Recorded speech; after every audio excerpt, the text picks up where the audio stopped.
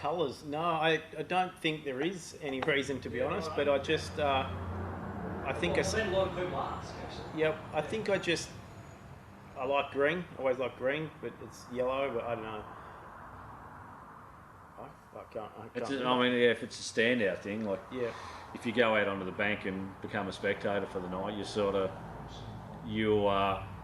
soon work out who stands out, who doesn't, and when you're trying to work with team partners and get the best coverage that possibly that they can get out of what's a difficult sport to promote. Like so, we're sort of left in the shadows a little bit in Speedway. It's still got that dirty approach of going out to the back of a Speedway of a Saturday night, but what we do so much more, like the money that's spent on these cars is phenomenal, and the amount of work that goes into it that we spoke about. To give these partners back something that they can see and clean on the track is something that we're proud of. It's something that I take a lot of pride into, is making sure the cars always look immaculate on the track. That's why we do spend so much time cleaning them, so we can give our sponsors something. I don't want our sponsors coming out to have a look and seeing dirty cars and not promoting their product well, because I know most of our partners are that clean cut image and everything's always clean and professional. So that's what I want to do. And moving forward, there's a couple of sponsors that I'm looking at chasing in the earth moving industry that I know, again, earth moving's a very dirty thing, but where we are now with social media, there's a lot of the earth moving companies are starting to do a little bit of social media as well, so that's where we want to go to.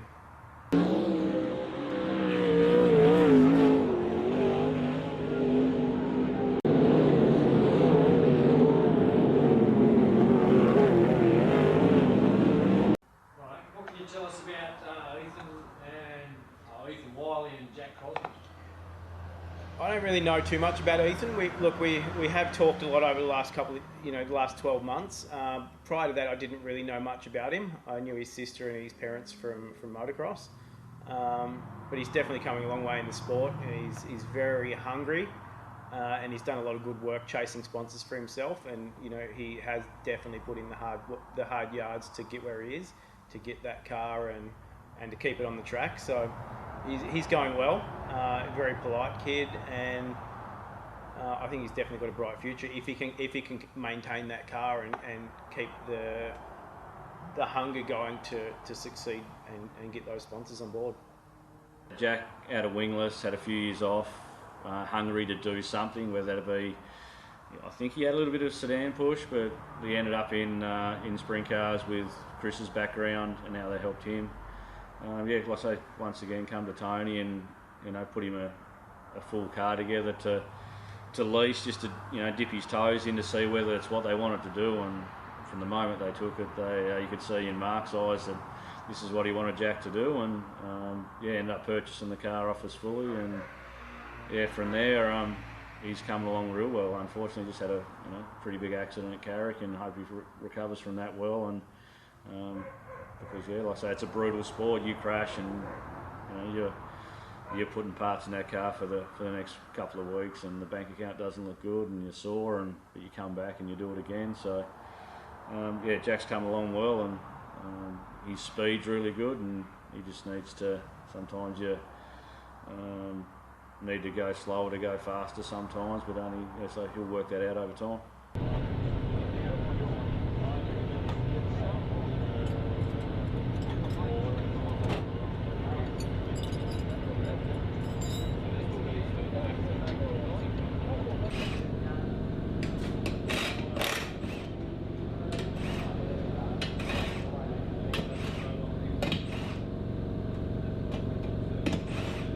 Yeah, so Ethan was leasing Scotty Bissett's car a couple of years ago, and he did want to come and drive for us, but at the time we didn't have anything available for him, and it just didn't work out at the time. He did come and have a drive of our car at Carrick on a practice day once, and put him in, and he showed some good speed straight away. And moving forward from that, if someone does, show that potential and that want, drive, and hunger, then we're more than happy to put them in one of our drive cars and see how they go.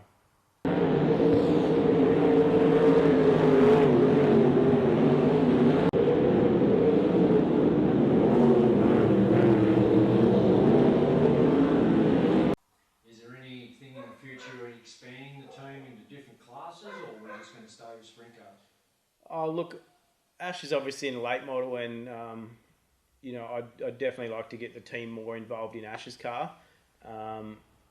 You know, that's Ash has his own sponsors, different to ours, but I definitely think that we can, you know, we can make it all work together, and you know, hopefully we can help out some other divisions and get our sponsors on their car as well.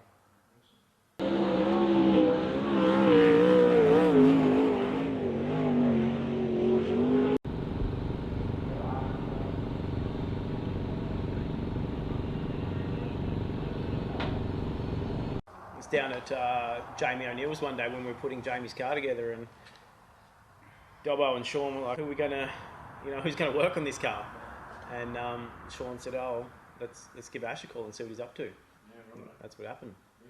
So I actually coming to work on the car to help us get it together, and then it turned into one night, and then it turned into two nights. That's because the diff fell out of it when we took it apart. Yeah. Turned into a couple of nights, and then here we are a couple of years later. So tell us about your night, Ash. What's your typical night at the Speedway involved? I like to be ready before I get there. Like everything to be in an order that we roll out of the trailer, and we're sort of just got to chuck some tyres on it. Just double check everything and pretty much take the pressure off whoever's driving. I don't like to. I'm a no fuss sort of person. Like, you know, there'll be people running around. Oh, you know, we've got to get going. We've got to, you know, we're ready to go. We've got to get out there, and I'm still doing something to the cars, and they're sitting in there ready to go. But I try to take as much pressure off Jamie and Tony as I can, and pretty much giving them the confidence that, you know, what we do. Sometimes you never get it right as a crew chief when you're trying to get these cars right for the track condition, but you need to give your driver as much confidence as possible to say that, you know, this is what's possible, that we can get out of this, and you need to move around a little bit on the track to maybe chase what we're finding, but do believe in what we're trying to achieve. Like I say, with the background of where Jamie's come from, you know, multiple state champions, multiple feature wins, you know, long seat time, maturing, you know, we're all getting older. So he's been around a long time in the sport now. His driver feedback's really good, so you can put something back into the car for him to see what we can get out of it as well. So like I say, he's a little bit easier, a little bit laid back because it comes naturally to him. Like I say, Tony on the other hand, very green when he came into it, and he needed to make a decision with himself in them first couple of years that he wanted to do it and progress and get better.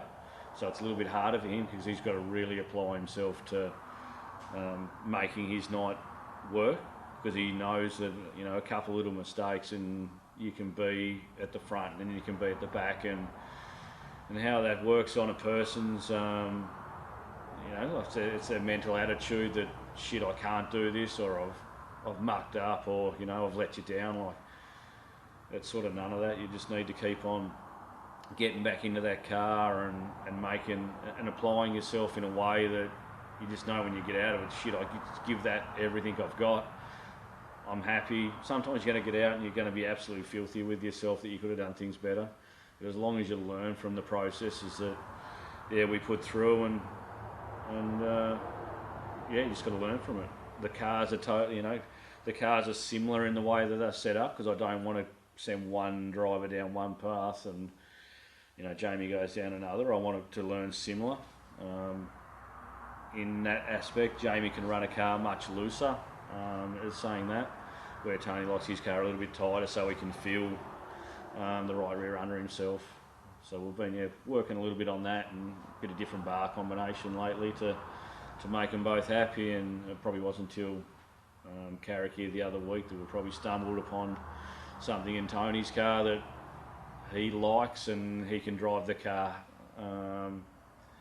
probably, you know, 8 laps out of 10 now, instead of a couple of good laps in the heat race and worrying about being in everyone's road. Like, you've got to be out there for yourself to get through that heat race, because if you mess the heat race up, you're down the back of that feature and she's a long way back.